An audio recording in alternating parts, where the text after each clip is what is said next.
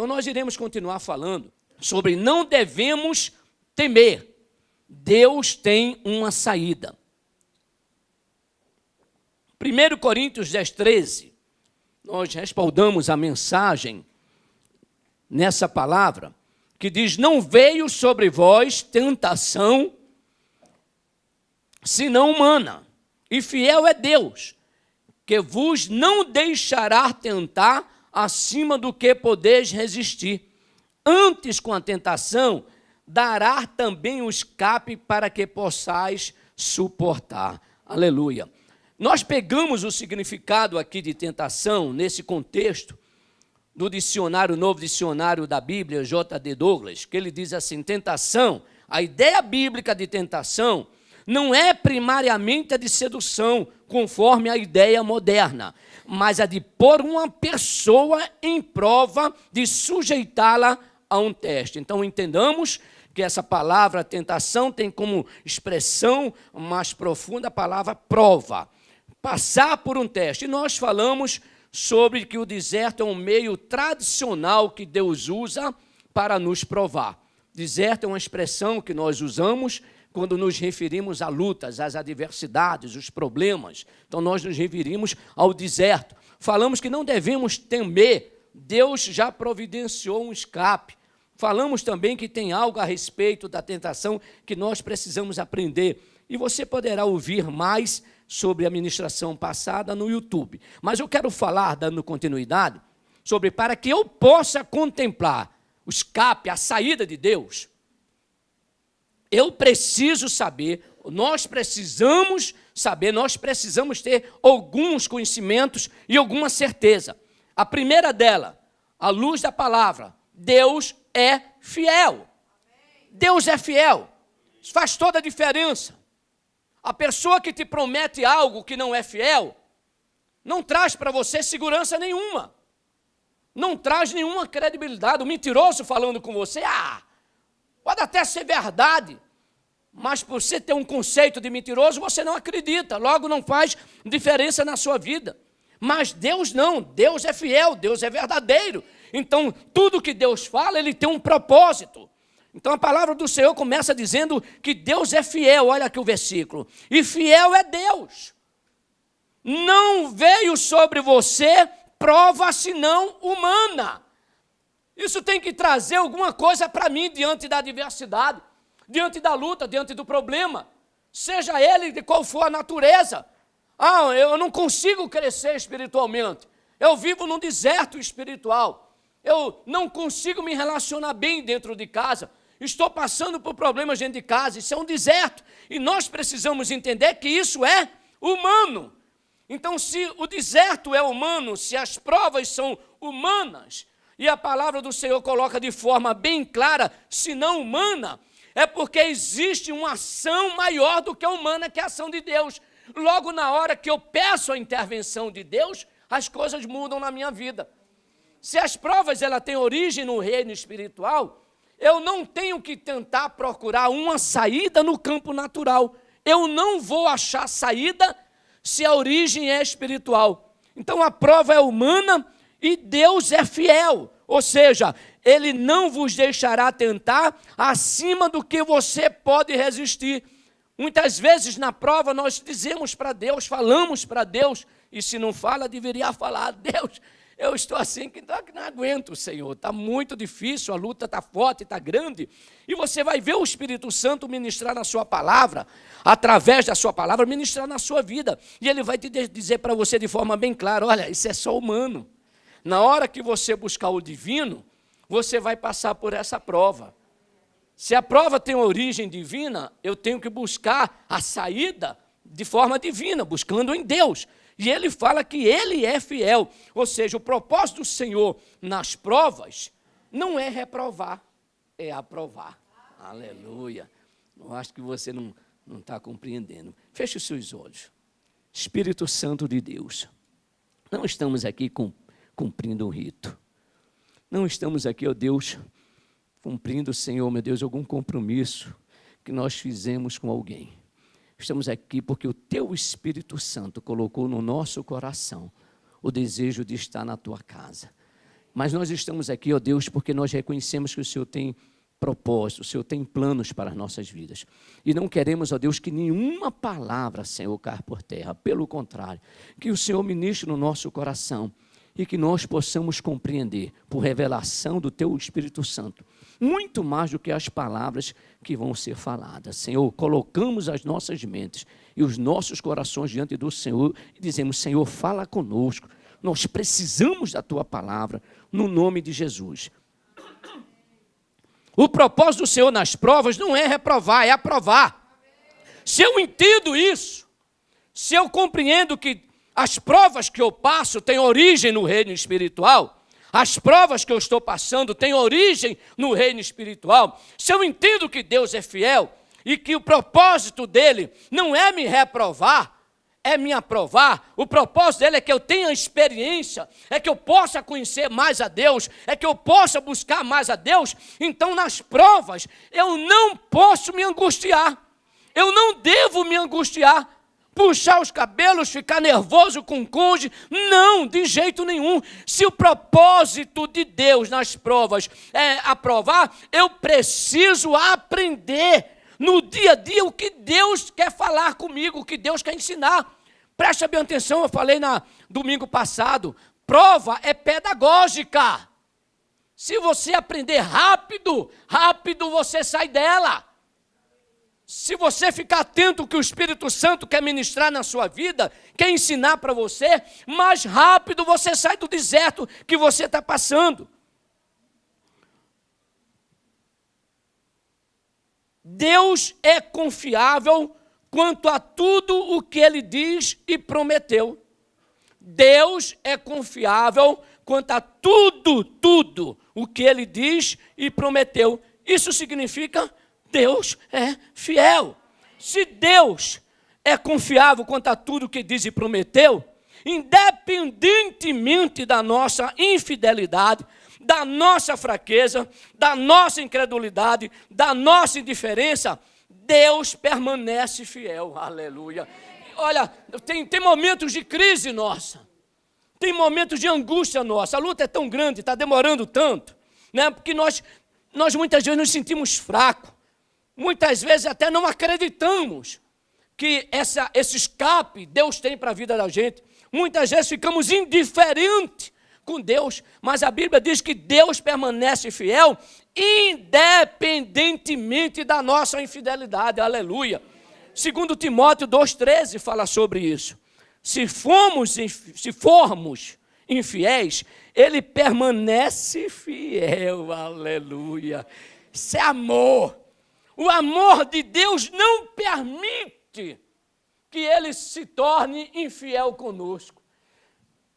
Se formos infiéis, Ele permanece fiel, porque não pode negar-se a si mesmo.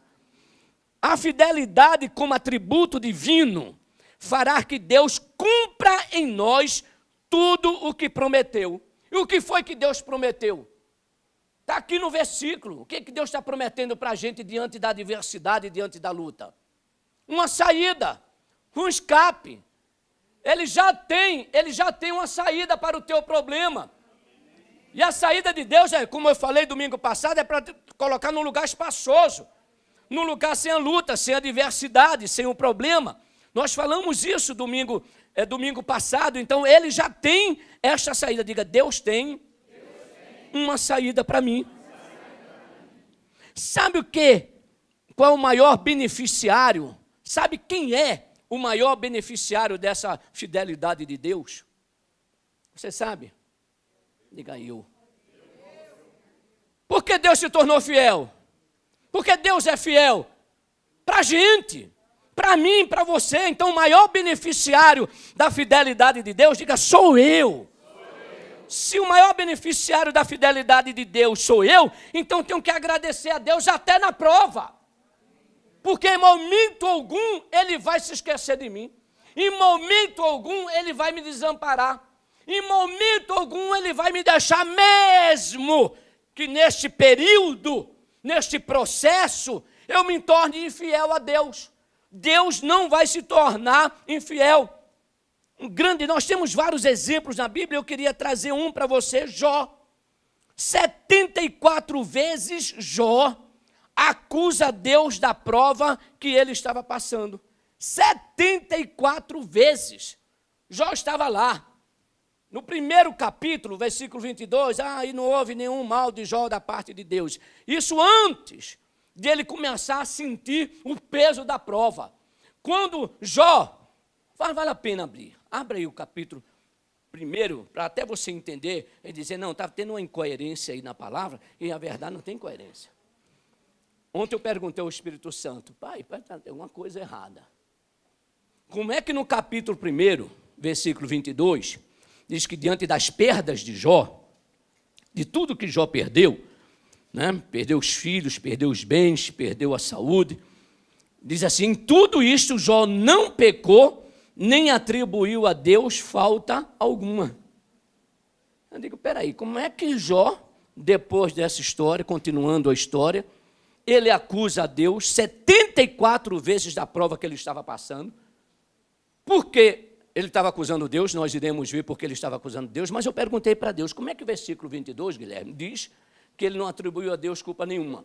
E depois por diante, você vê 74 acusações, ele falando mesmo, acusando Deus do sofrimento dele, da luta dele, da angústia dele. Eu digo, pai, tem alguma coisa aqui diferente. Aí o Senhor chegou, começou a ministrar no meu coração e disse, olha, quando ele começou uma prova, estava forte, só foi demorar um pouquinho a prova, que ele já começou a chorar. Isso acontece na nossa vida. É só a prova demorar um pouquinho, no começo, por tudo dai graça, porque esta é a vontade de Deus, aleluia, Deus está no controle, passa um mês. Aí o negócio já está mais diferente, é por tudo dai graça, né? Esta é a vontade de Deus. Passa um ano, será que é a vontade de Deus? Jó, mesmo Jó, acusando Deus da prova que ele estava passando, de maneira nenhuma Deus se tornou infiel. Claro que Jó se corrigiu, claro que Jó se arrependeu. Está lá em Jó capítulo 42, versículo 3, a parte B. Na verdade, Deus é da minha parte. Na verdade, falei do que não entendia, coisas maravilhosas demais para mim, coisas que eu não conhecia. Não esquenta não se você ficou braba ou brabo com Deus. Não esquenta não. Deus é amor. Não esquenta não. Ih, rapaz, eu também acusei Deus e agora eu estou no sal. Tá não. Você está no azeite, Ele vai colocar você no óleo. Meu querido, você vai sentir a alegria da presença dEle. Você vai sentir o calor da presença dEle. Não, olha que coisa extraordinária. Ele falou do que ele não sabia. Era coisas demasiadamente grande para ele, maravilhosamente demais para ele. Mas também está claro que ele só falou essas coisas porque não conhecia Deus. As 74 acusações que Jó fez contra Deus, ou as diversas acusações que nós fazemos por causa dos problemas que nós estamos passando, e só sabe disso quem está demorando um pouquinho na prova, né? Quem está passando um pouco de tempo no deserto. O problema de Jó, ele mesmo diz por que ele fez essas 74 acusações. Eu te conhecia, versículo 5, só de ouvir falar. Quando a gente conhece Deus, por alguém ter apresentado, é uma coisa. Quando Deus começa a se relacionar conosco, quando Deus começa a falar conosco, quando abrimos o nosso coração para dizer para Deus, Deus, eu não estou entendendo nada. Por que essa prova? Por que esse deserto? Quando nós começamos a buscar Deus, não através de terceiros, não sou contra de jeito nenhum quem procura profeta, sou contra quem faz do profeta a sua muletazinha, o seu andajá para estar andando só dependendo dele. Está errado, o relacionamento ele é pessoal, intransferível. Deus não quer que ninguém fale por ele, pode até falar como profeta, mas o desejo do coração de Deus é que o povo abra os seus ouvidos e ouça de forma direta, de forma pessoal, a palavra de Deus. E Jó disse, Senhor, eu me perdoa aí, eu pisei na bola, eu estava falando coisas que eu não entendia de jeito nenhum, por causa do tamanho da prova, mas tudo isso, Senhor, É porque eu te conhecia só de ouvir falar. Quer parar de murmurar? Quer parar de reclamar diante da prova? Aprofunda no teu relacionamento com Deus. Cria mais intimidade com Deus. Ah, pastor, você não tem ideia quantas horas eu oro por dia. Se ainda não mudou, se ainda você não entendeu, está orando pouco. Pastor, eu jejuo muitas vezes. Se você ainda não compreendeu a vontade de Deus, você está jejuando pouco. Porque o Deus que nós conhecemos é um Deus pessoal.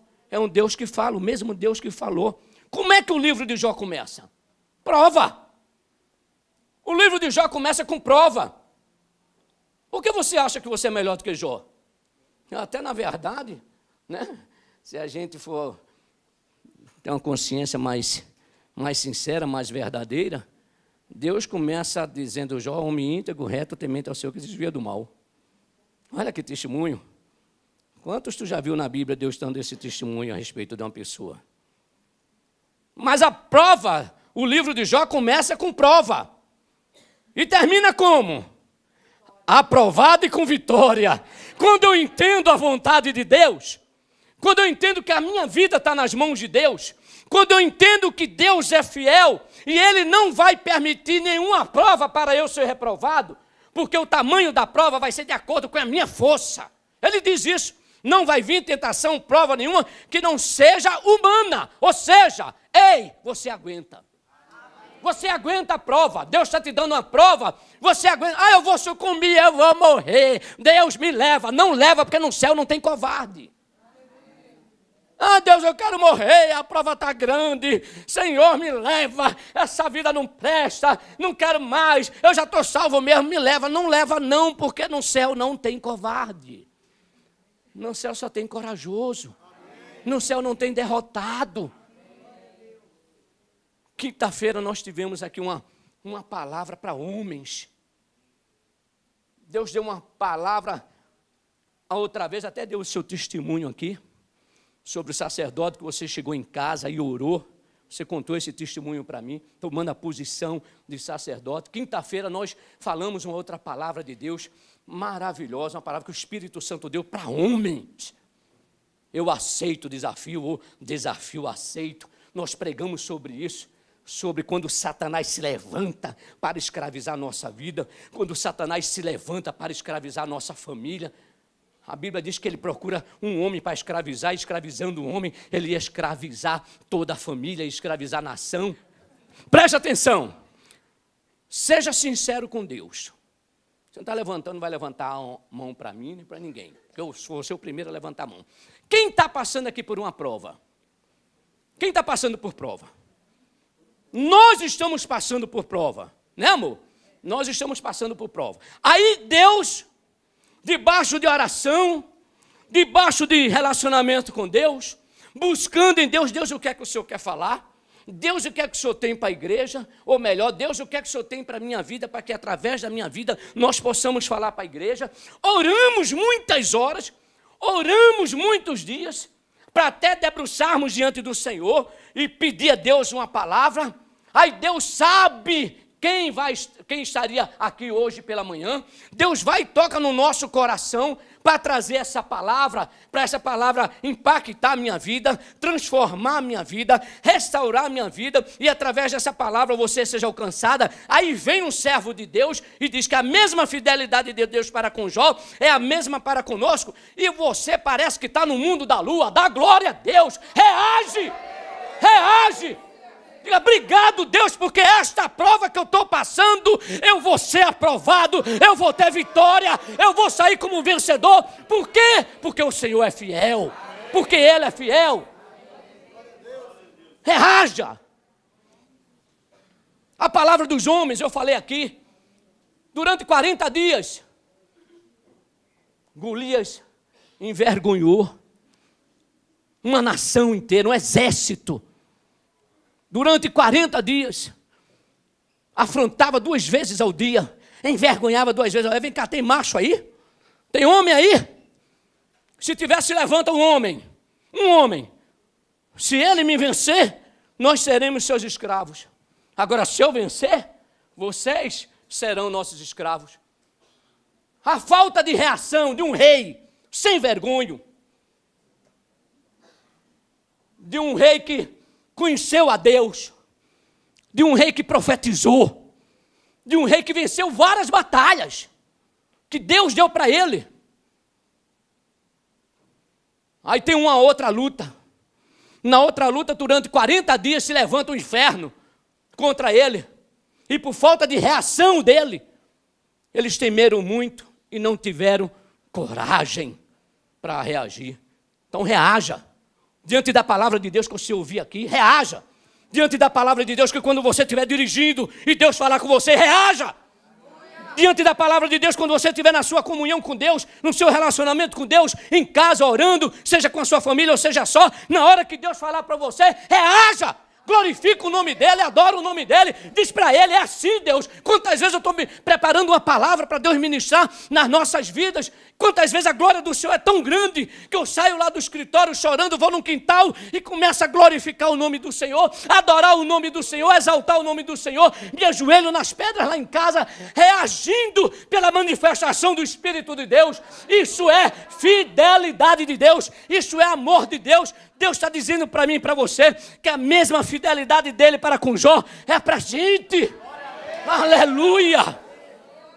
Ou seja, o escape que Deus falou, a saída de emergência já está pronta. Já está pronta. Só está esperando para a gente. Hoje pela manhã não está aqui não. Mas hoje pela manhã, falando sobre o escape de Deus, sobre a fidelidade de Deus, o Senhor me trouxe um versículo, aquela experiência de Abraão. Deixa eu dizer aqui o capítulo, que eu sei contar a história, mas deixa eu ver a referência com Ismael. Quando Abraão chega para Ismael e manda embora, porque a Sara chega, deixa eu ver aqui esse capítulo.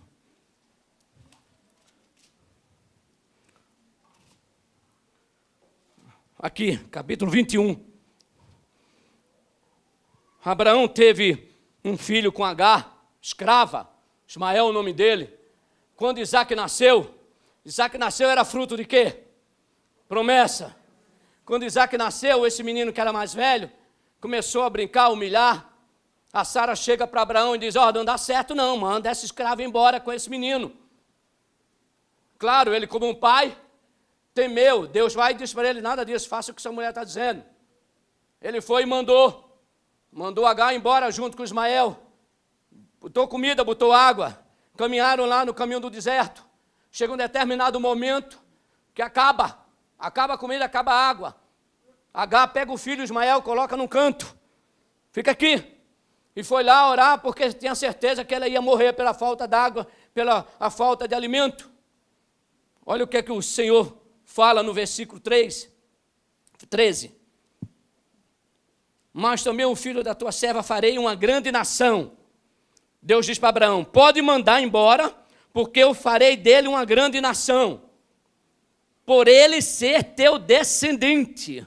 Olha a promessa de Deus para filho. É poderosa a promessa de Deus para filho. Ei, mãe, dá um amém aí, reage, mãe. Reage, a promessa, reage, pai, aí. Deus promete a Abraão que o descendente dele seria uma grande nação. Foi ou não foi? Foi uma grande nação. Levantou-se, pôs Abraão de madrugada, tomou pão, odre de água e mandou embora. Tendo acabado a água do odre, colocou ela, o menino, debaixo de um dos arbustos. Afastando-se, foi sentar-se defronte à distância, versículo 16, de um tiro de arco, porque dizia, assim não verei morrer o menino. Ei, se Deus disse que ia fazer dele uma grande nação, como morrer? Se Deus falou que tem um escape para você, como morrer no deserto? Não tem a menor possibilidade. Farei uma grande nação. Tendo acabado a água, colocou o menino debaixo de um arbusto. Deus, porém, versículo 17, ouviu a voz do menino e o anjo de Deus, presta bem atenção, chamou do céu Agar e lhe disse, o que é que você tem, Agar? Acorda, desperta. Né? O anjo fala pouco, né? Não fosse o pastor Talismã, o pastor Clênio, pastora Bruna, Roseane, Acorda! O que é que você tem que está chorando? O que é que você tem que está se lamentando, murmurando? O que é que você tem? É isso que o anjo está querendo dizer para mim e para você hoje. O que é que você tem, H? Não temas, porque Deus ouviu a voz do menino daí onde está. Ergue-te, levanta o rapaz, segura pela mão, porque eu falei dele um grande povo. Aí o que foi que Deus fez? Abrindo Deus os olhos, viu ela um poço de água. Ei, o poço estava lá. Já estava lá, a saída já estava lá, o escape já estava lá, mas como ela estava focada no problema, chorando pelo problema, ela não estava vendo o poço. Ei, tem um poço para você, já preparado por Deus, tem uma saída já preparado pelo Senhor para a sua vida, só precisa abrir os olhos. Põe a mão nos seus olhos e diz: Senhor, abre esses olhos, porque eu preciso ver. Aleluia. Eu não estou vendo, eu não consigo ver. Pastor, eu não estou conseguindo ainda ver meu escape. Quando eu estava preparando isso aqui, Deus disse assim: tem muita gente que você vai estar falando e ele vai estar dizendo isso. Eu não estou vendo a minha saída. Eu não estou vendo o meu escape. Aí Deus colocou para eu escrever aqui. Isso aqui é bem fresquinho. Anda mais um pouco. Anda mais um pouquinho. Pisa no terreno da fé, que você vai ver o que ninguém viu, ouviu o que ninguém ouviu e que jamais penetrou no coração do homem. Ei, é Deus que mandou dar essa palavra para você. Anda mais um pouquinho, continua confiando nele, pisa no terreno da fé, que você vai ver o que ninguém viu, você vai ouvir o que ninguém ouviu e jamais vai penetrar no outro coração que Deus colocar no seu. Aleluia. Sabe para quem é isso? Ele é para mim, é para mim. As palavras que ele fala a respeito, responde Deus em 1 Coríntios 2:9. Está preparado? O que olhos não viram, o que o ouvido não viu, o que jamais penetrou no coração do homem. Imagina a saída que você quer, Paulinho, para os seus problemas. Imagina, Samir, a saída que você quer para os seus problemas. A de Deus é muito melhor. A de Deus, a saída que você já contempla é algo humano. A que Deus tem é algo divino para você. Êxodo capítulo 14, versículo 15. Então disse o Senhor a Moisés: por que clamas a mim? Diz aos filhos de Israel que marchem. Vira aí para teu vizinho e diz para ele: pisa no terreno da fé, que você vai ver o escape que Deus prometeu. O mar vai se abrir, ou seja, onde você está, começa a pisar, Senhor, eu estou pisando, pisa aí onde você está, pisa, Senhor, eu estou pisando no terreno da fé, e o mar vai se abrir. Eu não estou vendo, mas ele vai se abrir. Eu piso no terreno da fé, e o mar vai se abrir na minha vida conjugal, e o mar vai se abrir na minha vida física, e o mar vai se abrir na minha vida emocional, o mar vai se abrir na minha vida profissional, o mar vai se abrir na minha vida sentimental. O mar vai se abrir quando eu piso no terreno da fé. Alarmais. Pisa, meu querido, pisa. Toda vez que vier uma notícia, farol está aí atrás de você, vai te pegar, vai escravizar. Você vai se levantar e vai dizer: não, meu querido, porque já tem uma saída para mim. Eu estou pisando no terreno da fé e o mar vai se abrir. Deus não vai permitir que sejamos provados além das nossas forças. Aí você diz: pastor, melhor. Você diz para Deus: Deus, estou cansada. Eu escuto tanto isso. Deus, estou cansado. Está errado. Está errado. Se Deus é fiel, Ele não brinca com a sua palavra. Isaías 40:31 diz o quê? Que esperam no Senhor, sobe com asas como águia, corre, não se cansa, caminha, não se fadiga. Volta aqui. Que espera no Senhor, renova as suas forças. O cansado é porque não está esperando em Deus. Eu tinha vergonha disso. Nunca mais diga que está cansado. Estou errado, pastora Bruna? O que esperam no Senhor renova as suas forças. Se eu estou cansado, é porque eu não estou esperando em Deus. Como é que eu, cristão, que recebo a palavra de Deus, posso deixar de esperar em Deus? Jamais, diga jamais. Segundo ponto. Primeiro ponto, Deus é fiel. Segundo ponto, Deus é Deus. Isso faz toda a diferença na nossa vida. Isso tinha que ser suficiente para começarmos a contemplarmos a saída e acreditarmos na sua palavra. Deus é Deus e ponto. Reage, gente, reage, porque Deus está querendo mostrar, ensinar para você que esse deserto tem uma saída, mas precisa que você reaja. Isaías 43, versículo 11 e 13. Para você que tem... pastor, eu não tenho dúvida de Deus não, eu sou crente há muito tempo. Eu já preguei, já ensinei. Acorda, eu uso outra expressão. Acorda. Se você conhece Deus, você sabe que Deus é Deus, você tem uma palavra de Deus sobre a sua vida, você não tem que temer a situação. O deserto está demorando, a culpa é tua, abençoado. Abre o teu entendimento, busca mais de Deus, pisa mais no terreno da fé, segue a orientação que Deus tem dado através dos seus servos que vêm aqui da palavra. Quantos homens que ouviram a palavra quinta-feira, chegou em casa e fez o que Deus colocou no nosso coração para orientar vocês? Quantos fizeram, pastor? Eu fiz. Deus disse que nós chegássemos à nossa casa, nós homens, diante da palavra que Deus ministrou, chegasse na nossa casa e dissesse para o inferno: inferno, preste bem atenção, demônio, eu aceito o desafio. E começar a lutar contra ele. No nome de Jesus Cristo, à luz do ensino que nós recebemos quinta-feira. Quantos fizeram?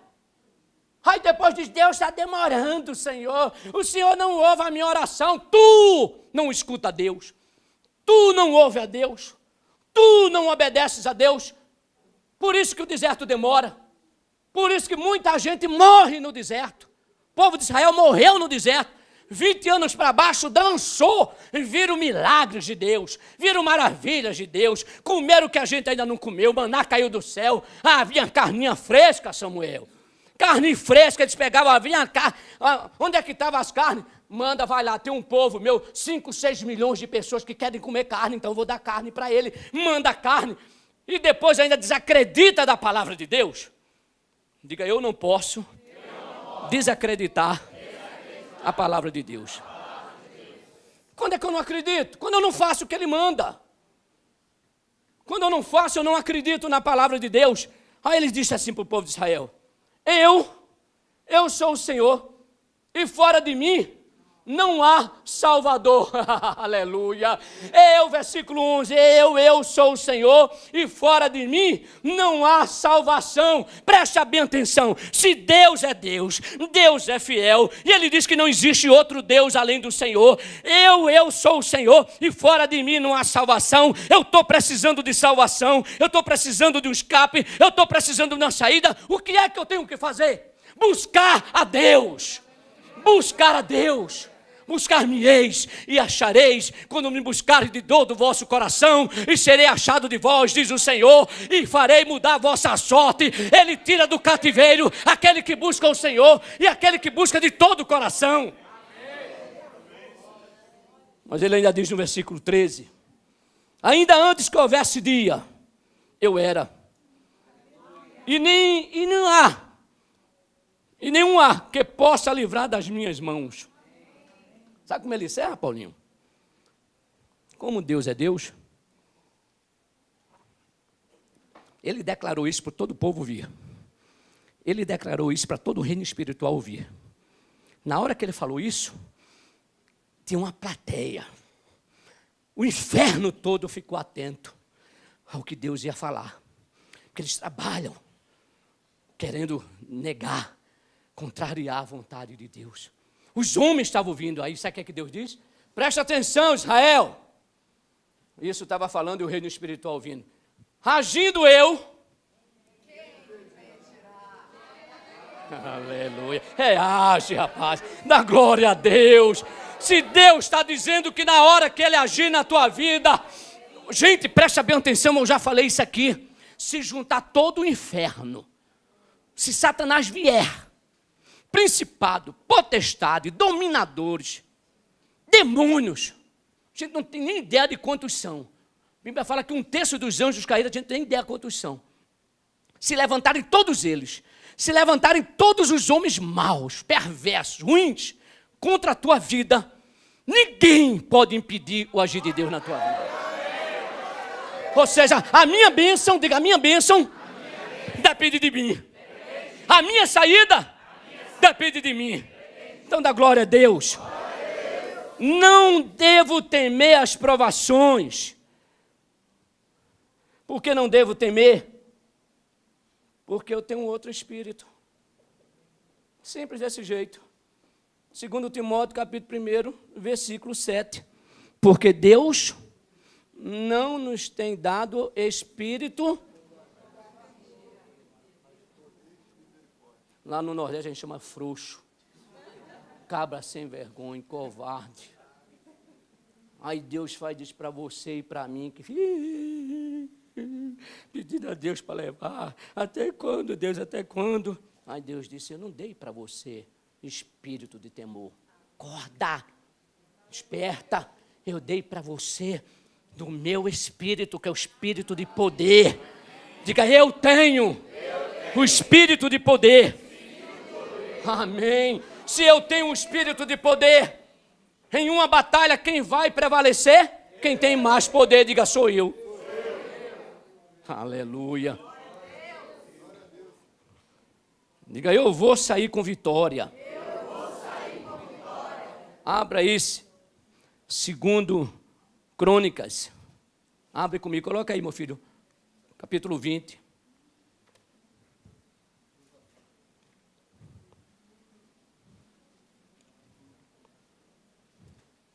Segundo Crônicas 20.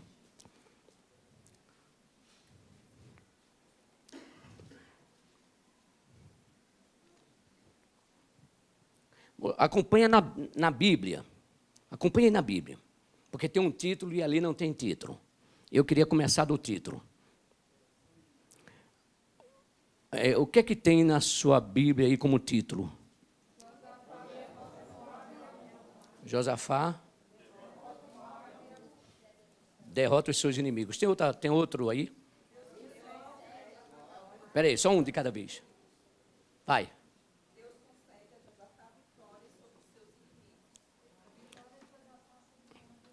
A vitória de Josafá sobre Moabe e Amon. Tá.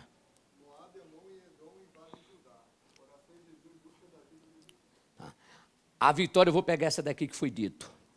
A vitória de quem?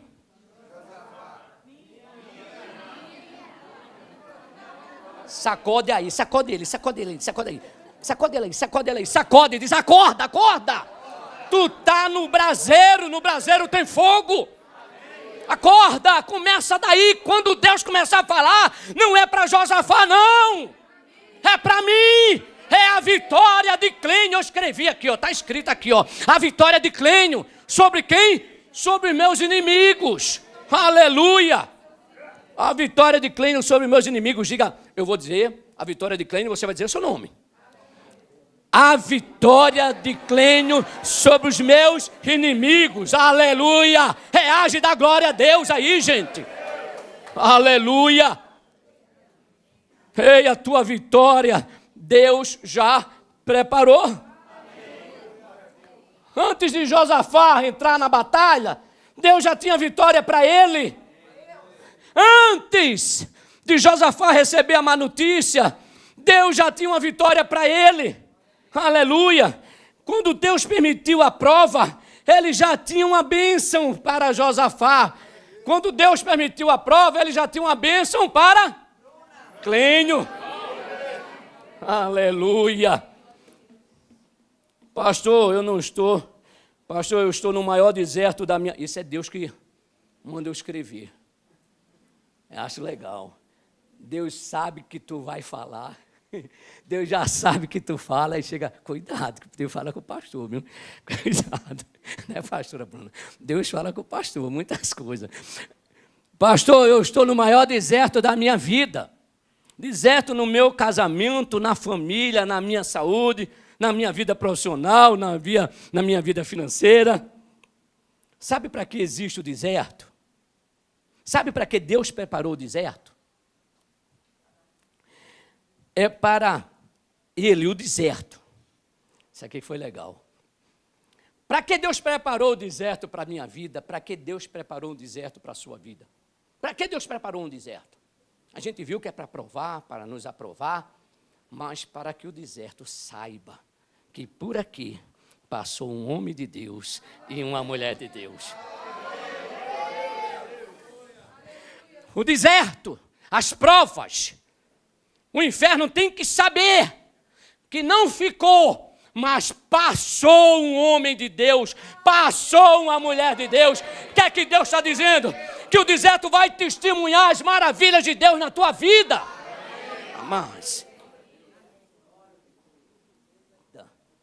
Êxodo 14, 16. E tu, Moisés, e tu, Clênio, levanta a tua vara, estende a tua mão sobre o mar, divide-o para que os filhos de Israel passem pelo meio do mar a seco. Quem é que vai abrir o mar? Diga, sou eu. Eu vou levantar o meu cajado. O cajado é sinal de autoridade. Ei! Moisés não chegou e disse assim, olha gente, o negócio está difícil demais. A luta está muito grande. Então, quanto mais gente, melhor. Então, junta aí, todo mundo, aí tem 5, 6 milhões de pessoas, todo mundo, vamos lá orar junto, todo mundo. Foi isso que aconteceu? Tu, vira aí para teu vizinho e diz, é tu. É com você que Deus tem negócio. É com você que Deus quer usar.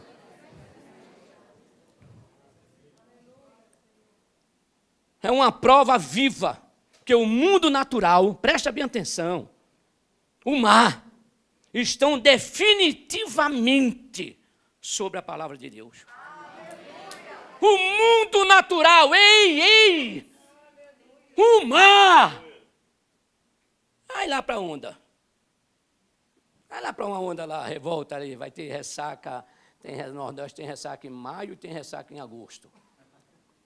Vai lá. Volta. Na hora que Deus der uma voz de comando para você, meu querido, não tem ressaca que prevaleça sobre a nossa vida. Não tem ressaca. Salmo 93 fala sobre isso, mas por causa do tempo, só tem 3 parágrafos, 4, que eu quero encerrar esse estudo. Tu levanta a tua vara, estenda a tua mão sobre o mar. O que era o mar? O mar era aquilo que estava impedindo deles se livrarem do inimigo e conquistar a promessa, ou seja, passar para o outro lado, conquistar Canaã, conquistar a promessa de Deus. Levanta a tua vara, estende a tua mão sobre o mar e divide. Isso aqui está falando sobre a proteção de Deus diante das provações. A palavra de Deus a Moisés diz assim, levanta a tua vara, estende a mão sobre o mar. Hoje, nós iremos fazer isso agora. Encerramos a ministração, a palavra, e vamos entrar na ministração. Encerramos a teoria e vamos entrar na prática. Você vai se colocar de pé.